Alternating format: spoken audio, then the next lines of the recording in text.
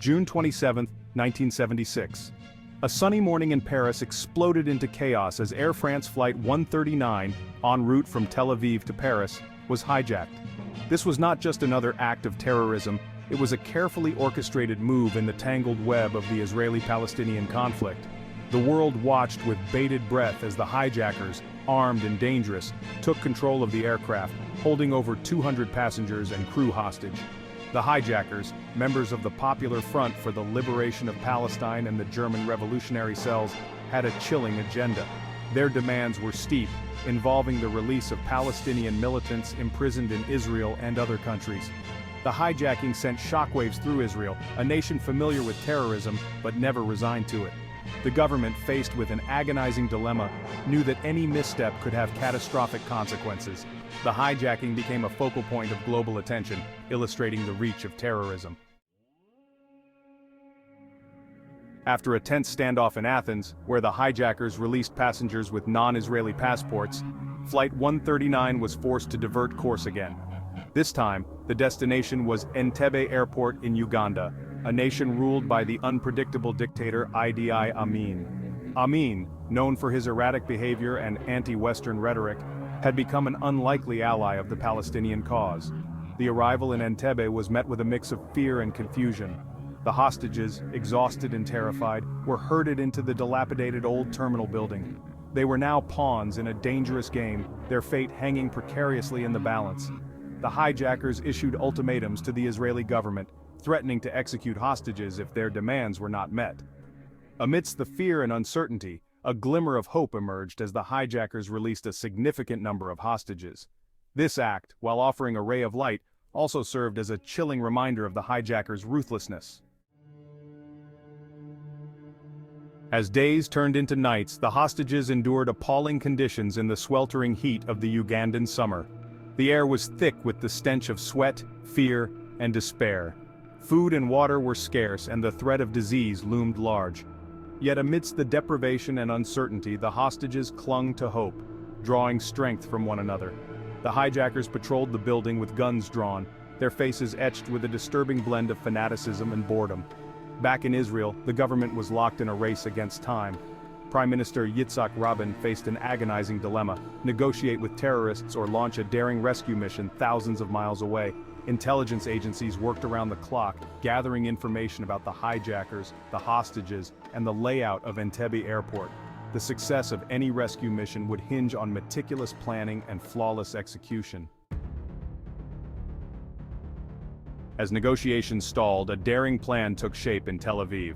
The Israeli government decided to attempt a rescue mission. The odds were against them, but they were determined. Success hinged on intelligence. They needed eyes and ears on the ground. They found an unexpected ally. A Kenyan airliner had landed in Entebbe. The crew provided invaluable information. Armed with this intelligence, they pieced together a plan. The mission required precision, ingenuity, and courage. They knew the risks, but were determined. With time running out, the Israelis embarked on a high-stakes mission, planning a rescue operation unlike any the world had ever seen. The distance between Israel and Uganda, over 2,500 miles, presented a formidable challenge. The operation would require refueling in hostile territory, posing immense logistical and diplomatic hurdles. Undeterred, the Israelis pressed on, drawing on their experience in previous commando operations. They assembled an elite team of soldiers from the Sayeret Matkal, their most elite special forces unit, renowned for their skills in hostage rescue and counterterrorism. The plan, codenamed Operation Thunderbolt, was audacious in its conception and execution. It involved flying a squadron of Hercules transport aircraft undetected into Ugandan airspace, landing them under the cover of darkness at Entebbe Airport, and then neutralizing the hijackers and rescuing the hostages. Every detail, from the type of weapons used to the uniforms worn by the commandos, was meticulously planned. As the hours ticked by, the pressure mounted on the Israeli commandos tasked with carrying out Operation Thunderbolt. They trained relentlessly, rehearsing every conceivable scenario, determined to eliminate any element of surprise. Every movement, every shot, every decision could mean the difference between life and death, both for the hostages and for themselves. A mock-up of the Entebbe Airport terminal building was constructed in the Negev desert, complete with a captured Ugandan MiG fighter jet. The commandos spent hours studying blueprints, familiarizing themselves with every nook and cranny of the building, preparing to face any eventuality. The logistical challenges were immense. The Israelis secured a secret refueling agreement with Kenya, a risky move that could have jeopardized the entire operation. The element of surprise was their greatest weapon, and they guarded it jealously.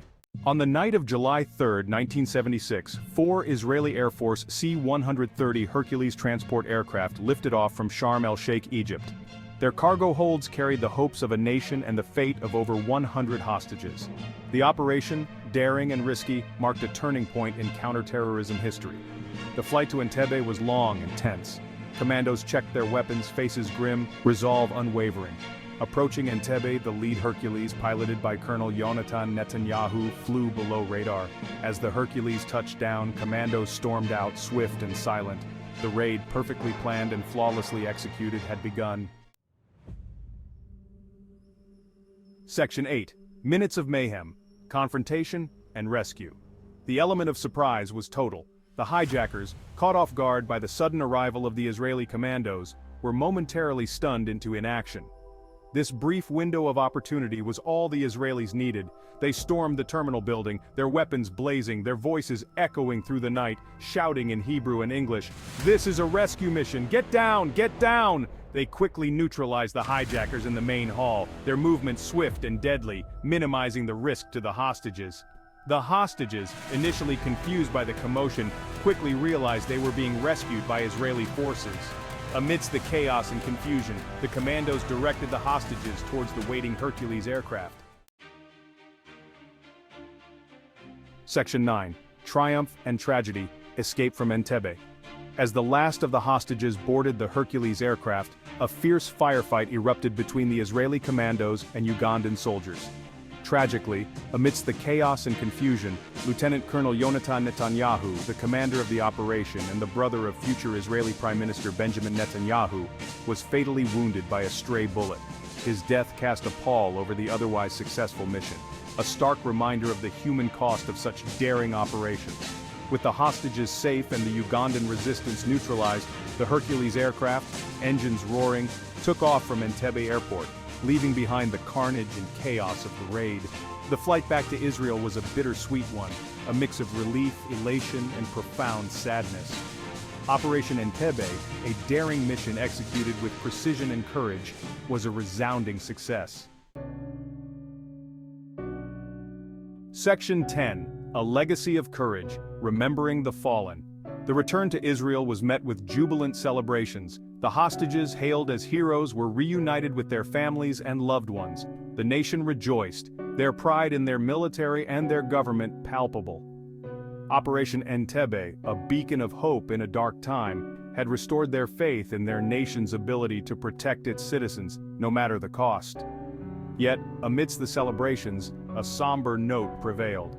The loss of Lieutenant Colonel Yonatan Netanyahu, a charismatic leader and a brilliant soldier, cast a long shadow over the operation's success. His sacrifice, a testament to the courage and selflessness of the Israeli soldier, would forever be etched in the annals of Israeli military history. The other casualties of the raid, 3 hostages killed during the crossfire and 5 commandos wounded, served as a stark reminder of the human cost of such daring operations. Section 11. Operation Entebbe, a defining moment in counterterrorism. Operation Entebbe stands as a watershed moment in the history of counterterrorism. It demonstrated the lengths to which a nation would go to protect its citizens from the scourge of terrorism. The raid shattered the myth of terrorist invulnerability, proving that even the most well-protected targets were not beyond the reach of a determined and well-trained force. The operation had a profound impact on counterterrorism tactics and strategies worldwide. It led to the establishment of specialized hostage rescue units in many countries and spurred a renewed focus on intelligence gathering and international cooperation in combating terrorism.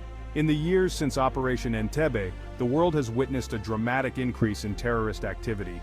Yet amidst the darkness, the legacy of Operation Entebbe shines through, a beacon of hope and a testament to the enduring power of courage, determination, and the unyielding human spirit in the face of adversity.